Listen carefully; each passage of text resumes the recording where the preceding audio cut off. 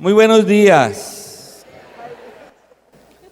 Uno dice que viene a los encuentros como sacerdote, dice que a dar, y cada vez me convenzo que los sacerdotes venimos es ante todo a recibir. Todos estos testimonios que he escuchado alimentan mi corazón y lo estimulan para ser cada vez mejor sacerdote y más entregado a los movimientos laicales que el Señor ha instituido en su iglesia. Gracias por testimonio de Carisma en Misiones. Y recibir, ¿qué más? Recibir todo ese cariño de ustedes y ese testimonio de hombres y mujeres que están sedientos de Dios. Amén. Mis hermanos, y hoy el Señor me mandó a Carisma en Misiones en este encuentro latino para recordarles una gran verdad que a veces se nos olvida. O yo me atrevo a decir que la mayor de las veces se nos olvida, porque si la recordáramos y la viviéramos, nuestra existencia sería de otra manera.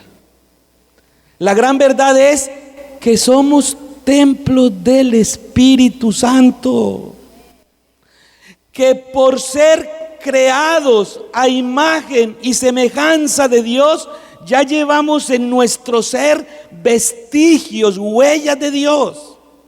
Pero más todavía, por ser bautizados, hemos sido constituidos en templos del Espíritu Santo. Primera de Corintios 3:16. ¿Acaso han olvidado que son templos del Dios vivo? Primera Corintios 6:19. ¿No saben que su cuerpo es templo del Espíritu Santo y que no lo deben entregar a la fornicación y al mal? ¿No saben todos que son templos? Dice Dios a través de San Pablo. Yo quiero ver las manos levantadas de los que son bautizados y bautizadas. Hermanito y hermanita, por tanto, si usted es bautizado y bautizada, usted es templo del Espíritu Santo. A ver, dale un abrazo al de la derecha y dile: tú eres templo del Dios vivo.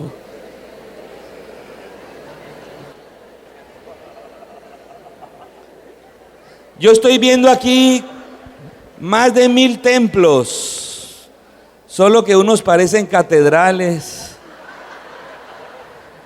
otros parecen capillitas, algunos son como basílicas. Y esta enseñanza es para que entendamos qué significa ser templos y qué implica vivir como templos de Dios. Para eso vamos a acudir a la palabra.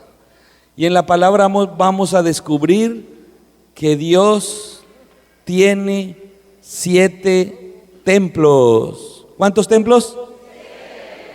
Y que un templo, en la definición más sencilla, es el lugar donde Dios pone su presencia. Atención, cuando les pregunten ¿qué es un templo? Es el lugar donde Dios pone su presencia santa. Y el primer lugar donde Dios puso su presencia se llama universo. El universo. En este universo está la presencia santa de Dios. Es el templo majestuoso de su gloria. Por eso Sabiduría 13:1 nos dice que son tontos, insensatos. Alguna Biblia traduce: son idiotas los que no son capaces de reconocer a Dios en las criaturas del universo. Porque Dios está en su universo, ese es su templo. Nosotros vamos a una exposición de arte y vemos un cuadro de unas gordas y de unos gordos, unos toros gordos y unos curas gordos, y decimos: ese es un botero, porque reconocemos por la obra al autor de la obra. ¿Se acuerdan de Botero? Ese autor que pinta gordos y gordas, colombiano. Oiga, la gente sabe reconocer por la obra al autor de la obra. Así dice Sabiduría 13:1, insensatos los que no son capaces de ver a Dios en el universo. En la obra del universo está presente Dios, y si lo crees, dale un aplauso al templo majestuoso de la creación.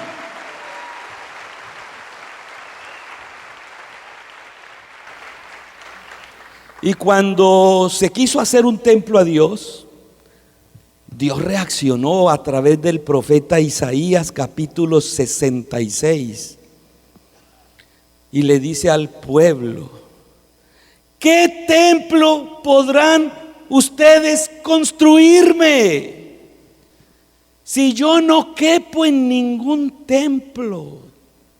Porque yo soy más grande que cualquier templo que ustedes hagan. Y Dios como que señala el templo del universo, porque dice Isaías 66: este es mi templo, el cielo es mi trono y la tierra el estrado de mis pies. Es como para uno imaginarse a Dios sentado en el cielo y con sus pies hasta la tierra. Cielo y tierra significa universo. El cielo es mi trono y la tierra el estrado de mis pies. Es que Dios es más grande que cualquier templo, ¿sí o no? ¿Es más grande que el templo de tu ciudad? ¿Que tu catedral? ¿Que la Basílica de San Pedro? Él es más grande, Él no cabe en ningún templo. Y por eso cuando Pablo va a predicar al Areópago, Hechos 17, le dice a todos esos filósofos que estaban ahí reunidos, que viene a hablarles de un Dios que no cabe en ningún templo, sino que su templo es el universo. En Él vivimos, nos movemos y existimos. Mis hermanos, todo esto es para decirles que el primer templo de Dios es su universo. Ahí Él puso su presencia. Por eso nuestros antepasados, nuestros abuelitos, abuelitas, en el rancho descubrían a Dios en la naturaleza. Ellos veían a Dios en la flor que se abría, en el rocío de la mañana, en la mariposa que volaba, en la cascada de agua que caía, en la lluvia, en el trueno. Ahí veían a Dios. Tenían ojos contemplativos, y en el universo, templo de Dios, encontraban a Dios. Ustedes y yo hoy hemos perdido los ojos contemplativos. Estamos metidos en este mundo de silicona, de cemento, de vidrio, de computadoras, que ya no nos admiramos con la naturaleza, donde Dios se nos revela como en su primer templo. Amén. ¿Creen ustedes de verdad que Dios está en el universo? ¿Lo podemos descubrir ahí? Luego entonces el universo es sagrado porque es el templo de Dios, ¿sí o no? ¿Es sagrado? ¿El templo de su rancho es sagrado? ¿El templo de su parroquia es sagrado? ¿El templo del universo es sagrado? Y si es sagrado, hay que tratarlo sagradamente. Así dice el principio espiritual: lo sagrado se trata sagradamente. A ver todos. Lo sagrado se trata. ¿Cómo debemos tratar el universo? Y tratarlo sagradamente es no dañarlo, es no echar basura donde no se debe, es no malgastar el agua y la luz, es no botar los alimentos, es no contaminarlo, es respetar este planeta, porque es el templo sagrado de Dios. Dale un aplauso a ese templo como un compromiso ecológico de que lo vas a cuidar y lo vas a respetar. Bueno, mis hermanos, pero Dios tiene un segundo templo. Y el segundo templo de Dios es el pueblo de Israel. Allá Marilyn me hizo el honor de invitarme a Israel. Vamos a ir en tour espiritual a Jerusalén. allá donde Dios puso su morada, como en un segundo templo, porque Él puso su presencia en ese pueblo, ¿sí o no? Primero, cuando el pueblo era nómada, que iba de un lugar a otro por el desierto, el pueblo hizo tiendas de campaña para habitar, y dijeron: hagámosle también una tienda a Dios y metemos ahí el arca de la alianza. Y ahí, ese fue como el primer templito nómada de Dios, la tienda de la reunión, así se llama en la Biblia. Y ahí se reunía Moisés con los jefes a discernir la voluntad de Dios. Pero cuando el pueblo llegó a la tierra prometida, cuando fue sedentario, el pueblo dijo: ya le hicimos casas a todas las tribus, ahora hay que hacerle una casa a Dios. Y entonces David fue el primero que quiso hacerle un templo a Dios, pero Dios no se lo permitió. Y la razón que da en Primera de Reyes es porque David había derramado mucha sangre. Por eso no le dio a David el privilegio de hacerle el templo de Jerusalén. ¿Y quién se llevó ese privilegio? Salomón. Y Salomón le hizo ese gran templo que conocemos con el nombre del Templo de Jerusalén.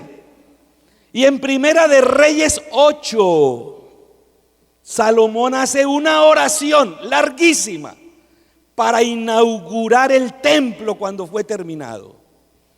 Y esa oración tiene este tenor, escuchen. Dice así Salomón: yo sé, Señor, que tú no cabes ni en cielo ni en tierra. Yo sé que tú eres más grande que todo, pero yo te he hecho este templo para que todo el que entre aquí, tú lo veas desde tu santo reino y les tengas misericordia. Y si viene un judío, tenle misericordia. Y si viene un extranjero, tenle misericordia. Y si viene un hombre, tenle misericordia. Y si viene una mujer, tenle misericordia. Míralos de tu santo cielo y tenle misericordia. Yo sé que tú no cabes en este templo, pero desde tu santo cielo, al que entre al templo, le puedes tener misericordia.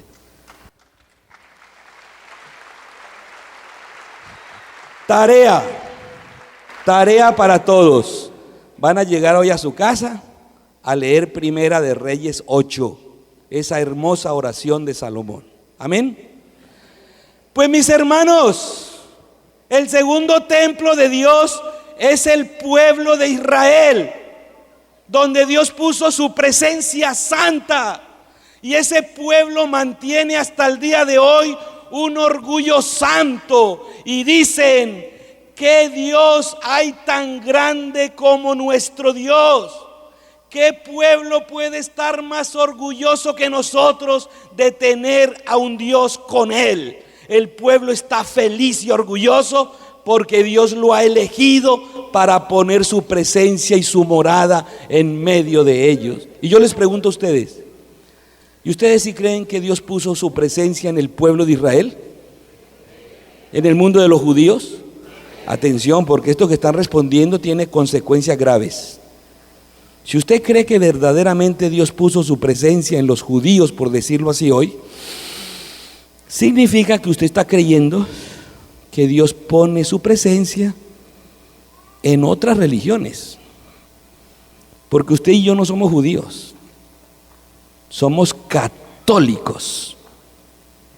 Y sabemos que Dios puso su presencia en su pueblo católico. Pero hoy, al reconocer que también puso su presencia y en primer lugar en el pueblo judío, estamos reconociendo que Dios pone su presencia en otras religiones honestas, donde Él se ha manifestado y donde ha sido recibido. Amén. Esto implica que tengamos un comportamiento ecuménico y de diálogo interreligioso, que no nos sintamos la única religión donde Dios puso su presencia, que reconozcamos que Dios también pone su presencia misericordiosa y salvadora en otras religiones donde es buscado con amor.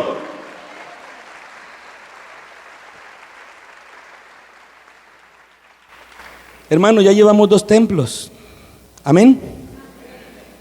Y viene un tercer templo que es muy hermoso, porque ya hemos escuchado que Dios dijo que Él no cabe ni en cielo ni en tierra, que Él no cabe en ningún templo, ¿sí o no? Y el tercer templo es grande y bello.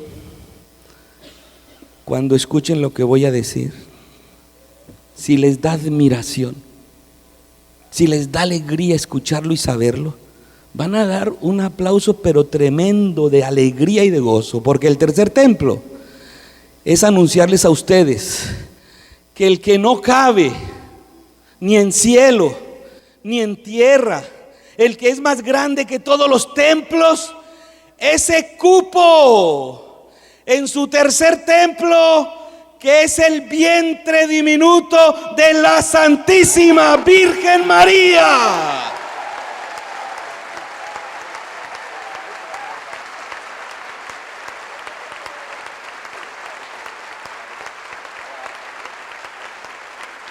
Amén. Esa es la grandeza de María, que en la humilde y pequeña María cupo todo Dios. Por eso un padre de la iglesia dice que ella es pura capacidad de Jesús, que María es una nada capaz de Dios. Dios la hizo su templo bello y hermoso, y por eso usted y yo en las letanías del rosario decimos: templo de la divinidad, ruega por nosotros. Casa de Dios, ruega por nosotros. Arca de la alianza, ruega por nosotros. Vaso espiritual, ruega por nosotros, porque en ella cupo todo Dios. La debiéramos felicitar siempre más y más y más, porque ella dijo: me felicitarán todas las generaciones.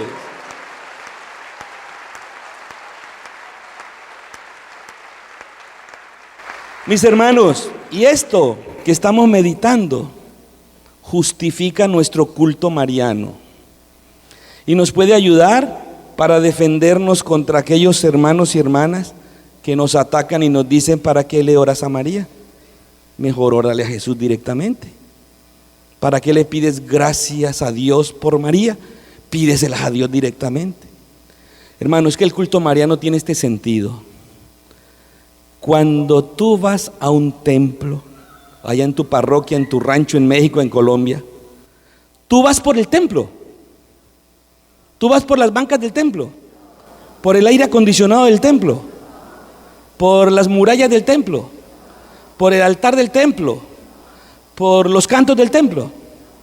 Cuando uno va a un templo, uno va por el Dios que hay en ese templo. Amén.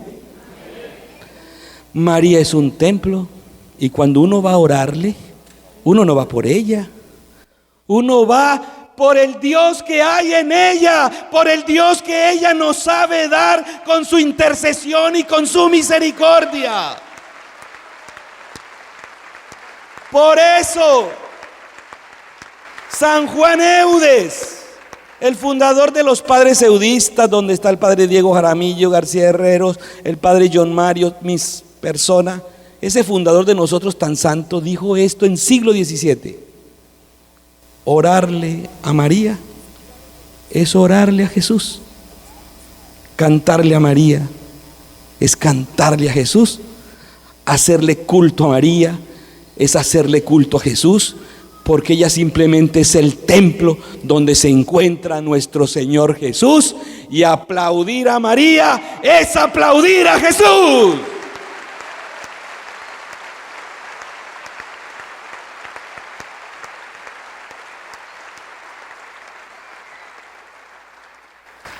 Bueno, mis hermanos, llego a un momento central de mi predicación, y es que les quiero hablar del cuarto templo.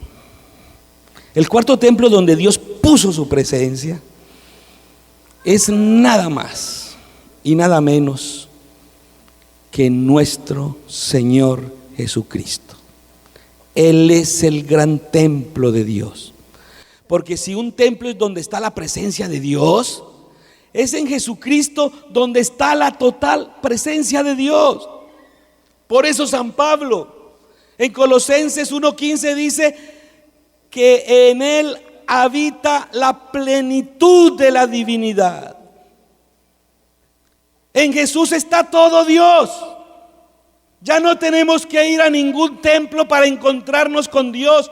Basta que vayamos a Jesús.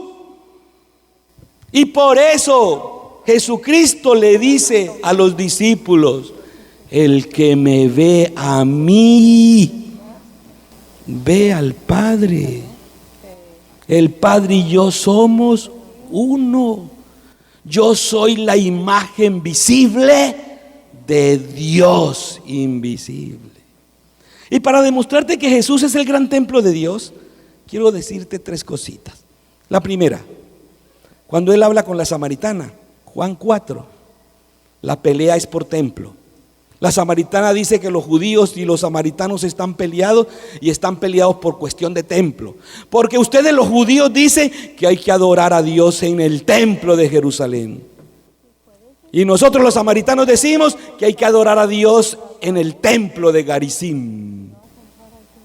Y Jesús le dice: mira, mujer, llegará la hora en que no hay que adorar a Dios ni aquí ni allá, sino en espíritu y en verdad. Y los exégetas de este texto dicen que Jesús estaba diciendo que de ahora en adelante va a llegar el momento en que hay que adorar a Dios en mi persona, en la persona de Jesús, porque Él es el ungido del Espíritu y Él es la verdad, y en Él está todo Dios. Hermanito, hermanita, para adorar a Dios no tienes que ir a ningún templo. Tienes que ir donde Jesús. Amén. El segundo texto que te quiero compartir para convencerte de esto es cuando Jesús saca a los vendedores del templo a fuetazos y le dicen: ¿con qué autoridad haces esto? Juan capítulo 2. Y Él dijo: destruyan este templo y lo reconstruiré en 3 días.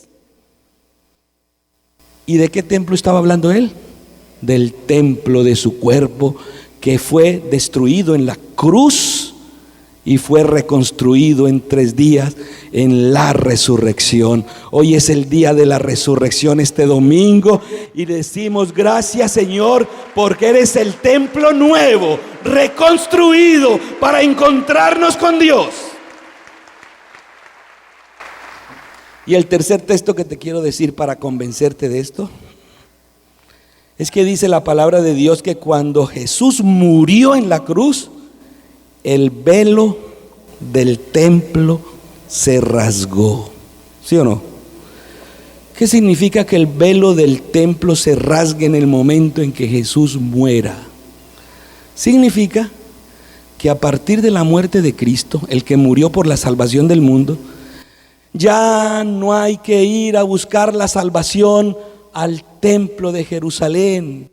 El templo de Jerusalén quedó anticuado, el velo del templo se rasgó. Ahora hay que buscar la salvación en el que acabó de morir por la humanidad, porque Él es el nuevo templo de Dios, donde Dios nos muestra su misericordia.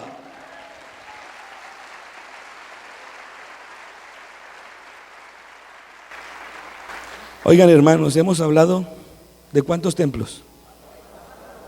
Primero, el universo. ¿Y ese templo es sagrado? Hay que tratarlo sagradamente. Segundo templo, Israel y las demás religiones, ¿son sagradas? Hay que tratarlas sagradamente. Tercer templo, María. ¿Es sagrada María? Hay que tratarla sagradamente. Y cuarto templo, ¿y Jesús es sagrado? Él y sus cosas hay que tratarlas sagradamente. Y estamos preparándonos para entender que la iglesia es el quinto templo. Porque Jesús dijo: donde 2 o 3 se reúnan en mi nombre, ahí estoy yo en medio de ellos. Dijo que pondría su presencia donde 2 o 3 se reúnan, esos 2 o 3 son la iglesia. Y por eso en la iglesia está la presencia de Dios.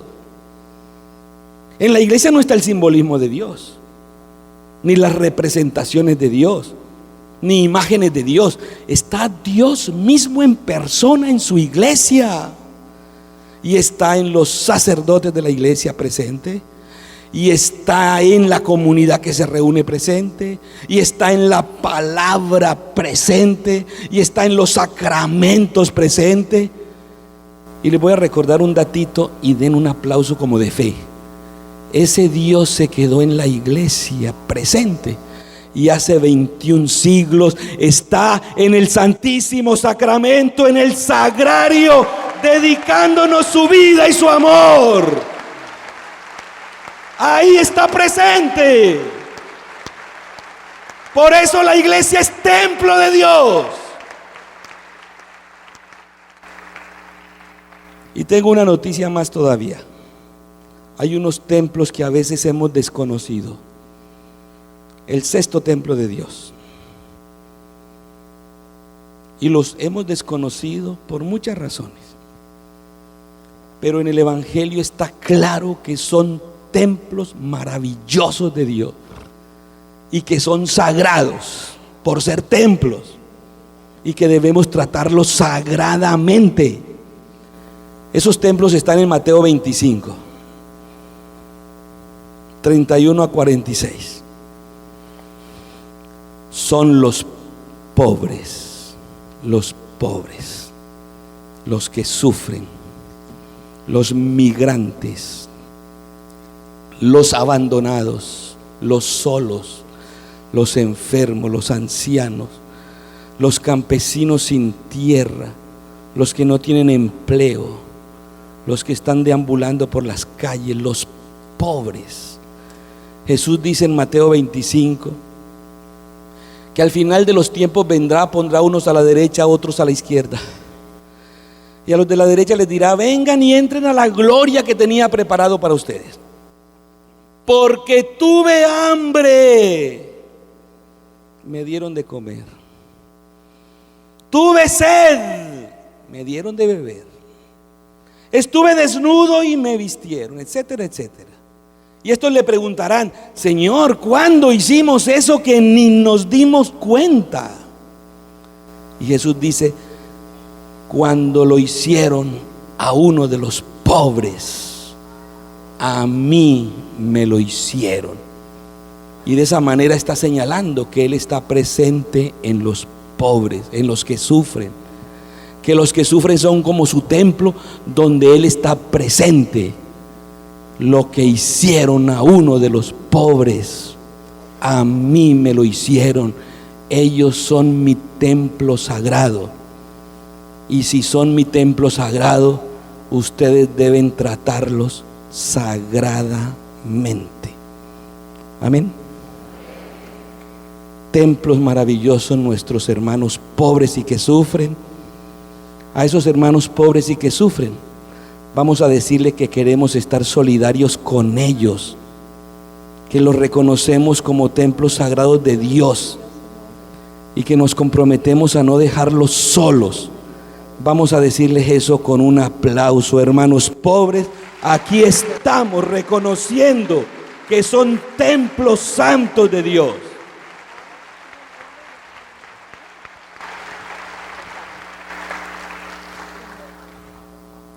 Y la mejor manera de tratar sagradamente a un pobre no es diciéndole: pobrecito, tengo compasión de ti, qué lástima me das, ay de ti.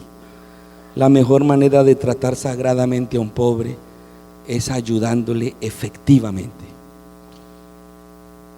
Es quitándote cosas que tú tienes para darlas. Es dándole la mano, es levantándole, es teniendo misericordia efectiva de ellos. El Señor Jesús dice: misericordia quiero y no sacrificios. Sacrificios es culto. Misericordia quiero y no tanto culto. Misericordia quiero y no tantas novenas y tantos rezos y tantas peregrinaciones. Yo quiero que el culto de ustedes sea hacerle el bien a los pobres. Amén. Y mis hermanos, dicho todo esto, un poquito rápido, llego al punto central. El séptimo templo de Dios eres tú. Eres tú. Tú bautizado, tú creado a imagen y semejanza de Dios. Tú has sido constituido en templo del Espíritu Santo. Primera Corintios 3:16 dice: no se les olvide que son templos. ¿Y saben por qué? Porque Corinto es un puerto, y es un puerto muy libertino, y los cristianos estaban en ese puerto tentados con miles de tentaciones de ese puerto. Y San Pablo corrige a sus cristianos diciéndole: ahí están en el puerto libertino, pero no se olviden que son templos del Espíritu, y si son templos del Espíritu son sagrados. Y si son sagrados, ¿cómo se deben tratar?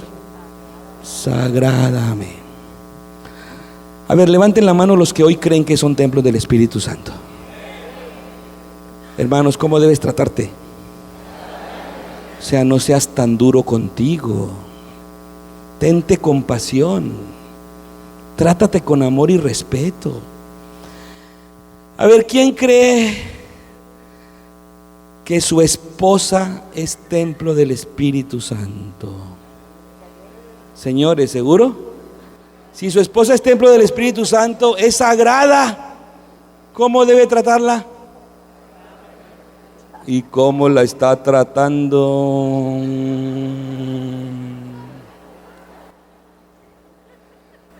A ver, señoras, ¿quiénes de ustedes creen que el panzón de su marido es templo del Espíritu Santo?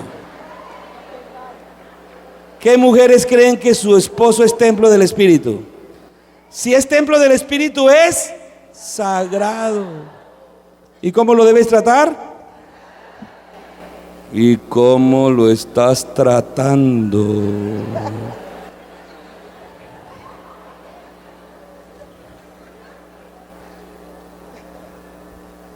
¿Y quiénes creen que sus hijos son templitos sagrados?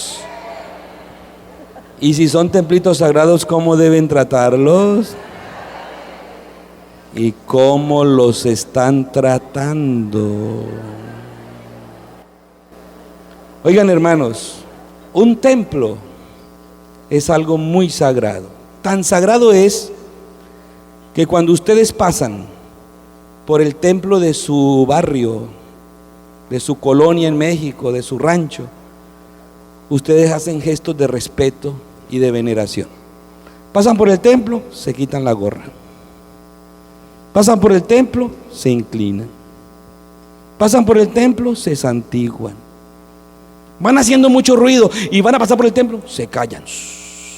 Y después de que se callen, siguen haciendo ruido. Si usted es capaz de tratar con tanto respeto y veneración como algo sagrado a un templo de piedra y madera, ¿por qué no trata con ese respeto y veneración a ese templo de carne y hueso que vive y convive con usted? ¿Qué es más importante, el templo de piedra y madera o el templo de carne y hueso? Eso me mandó a decirles el Señor, que no olviden que ese cuerpo de carne y hueso es un templo santo, donde Él ha puesto su presencia. Y más todavía, católicos, cuando comulgan a Cristo en la Eucaristía, son más templos vivos de Dios y del Espíritu, tienen a Dios adentro. Si son templos santos, vivan como templos santos. Y si creen que los demás que están a su lado son templos santos, trátenlos sagradamente, porque lo sagrado se trata sagradamente. Voy a terminar diciéndoles que a Dios, oigan esto, hermanitos, a Dios lo que más le choca, si me dejan hablar así, a Dios lo que más le choca es que profanen sus templos. De padre, ¿de dónde sacó usted eso? Atención, nunca se vio a Jesús tan enojado, nunca se vio a Jesús con una iracundia santa tan fuerte como en Juan 2, cuando sacó a los mercaderes del templo, para enseñarnos que a él le enoja que profanen el templo. Y le dijo a ellos: el templo es la casa de Dios, es donde Dios está presente, no lo profanen, trátenlo sagradamente. Y segundo, con nadie fue Jesús tan duro como con los fariseos, a quien les dijo: sepulcro blanqueado, raza de víboras, hipócrita. ¿Y por qué fue tan duro con ellos? Porque ellos profanaban el templo de las personas humanas. Dice la palabra que ellos explotaban a las viudas sobre pretexto de largos rezos y le imponían cargas pesadas a los demás que ellos mismos no eran capaces de llevar. Eran explotadores de la conciencia religiosa de la gente, y por explotar a la gente Jesús fue duro con ellos para enseñarnos que a él le choca que profanen los templos de Dios. Y en 1 Corintios 3:17 dice así el Señor. Dice el Señor a través de Pablo: al que profane el templo de Dios, Dios lo destruirá a él, porque el templo de Dios es sagrado y ese templo son ustedes. Eso está en su Biblia, tal cual, lo estoy diciendo de memoria, no le estoy quitando ni una letra. Al que profane o destruya el templo de Dios, Dios lo destruirá a él, porque el templo de Dios es sagrado y ese templo son ustedes. Hermanos, el templo de Dios no se profana. El templo de Dios se trata sagradamente, con respeto y veneración. Así como usted se quita el sombrero ante el templo de su rancho, quítese el sombrero ante su hermano y hermana, venérelo, respételo y trátelo sagradamente. Amén. 2 cuentitos de 1 minuto cada uno. El primer cuentito es que fui con un sacerdote a una misión con los seminaristas, pero ese sacerdote tiene mucho deseo de ser obispo y él lo dice públicamente.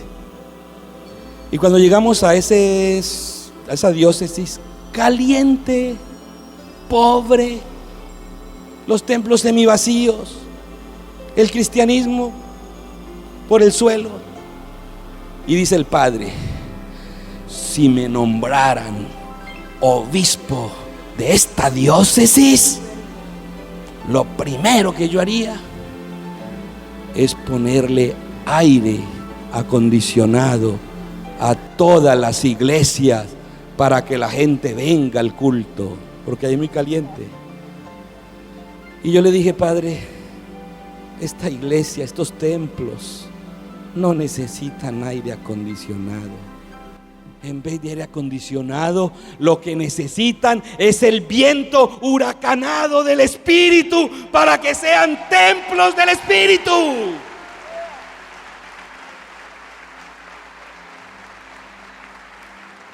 Hay muchos templos que estoy viendo aquí señalando estos, que lo que buscan es aire acondicionado, confort y comodidad, y por eso son templos fríos, templos que no producen nada, no seducen a nadie, no alaban a Dios, no evangelizan, no están comprometidos con el evangelio, porque quieren aire acondicionado. Templos de Dios vivos ustedes. Lo que necesitamos todos es el viento huracanado del Espíritu para ser templos vivos de Dios.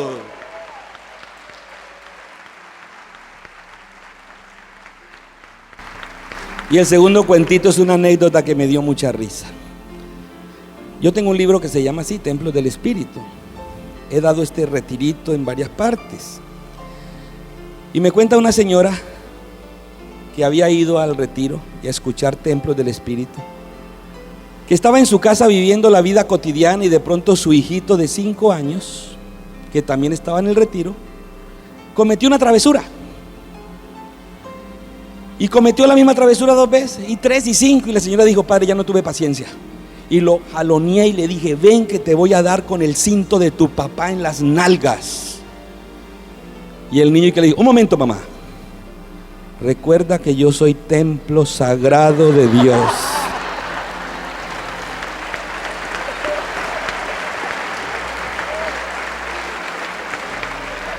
Y le dijo al niño: recuerda que no puedes profanar el templo santo de Dios. Dice la mamá que le dio mucha risa la manera como el niño la enfrentó, pero dice la mamá que se aguantó la risa y le dijo: aunque tú seas muy templo sagrado de Dios, ven que solamente te voy a dar en la sacristía.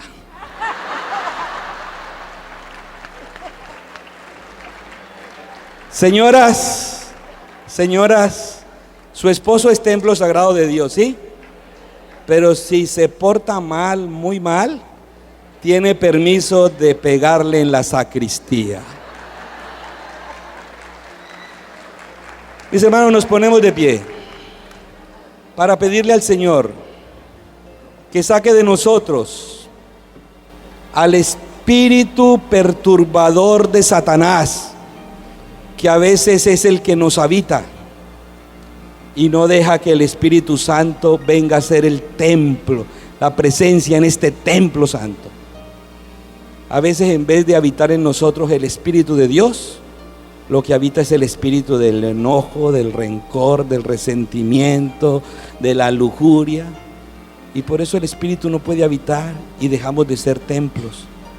En vez de volvernos templos de Dios, nos volvemos templos del mal, como un templo en un rancho que se olvide, que descuiden el Santísimo, que descuiden hacerle aseo, que descuiden ir a orar, que descuiden la liturgia.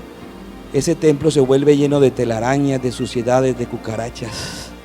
Puede que muchos templos de aquí estén llenos de eso, de cucarachas, de alacranes, de sapos. Vamos a pedirle al Señor que saque de nosotros cualquier espíritu impuro y que hoy nos llene del Espíritu y nos haga templo de su majestad. Cerremos nuestros ojos, cerremos nuestros ojos, cerremos nuestros ojos.